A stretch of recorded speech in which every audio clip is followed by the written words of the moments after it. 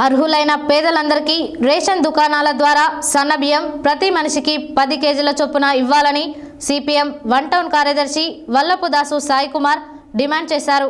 మంగళవారం సూర్యాపేట పట్టణంలోని సిపిఎం కార్యాలయంలో జరిగిన పట్టణ కమిటీ సమావేశంలో ఆయన మాట్లాడారు.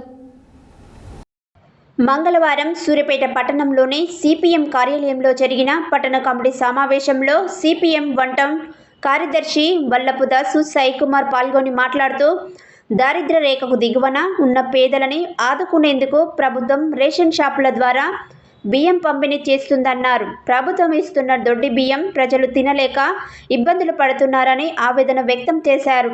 రేషన్ షాపుల ద్వారా బియ్యంతో పాటు 14 రకాల నిత్యావసర సరఫరా చేయాలని కోరారు. సూర్యాపేట పట్టణంలో రేషన్ బియ్యం అక్రమంగా వ్యాపారం జరుగుతుందని, అక్రమంగా బియ్యం వ్యాపారం చేస్తున్న వారిపై కేసులు నమోదు చేసి కఠినంగా శిక్షించాలని కోరారు.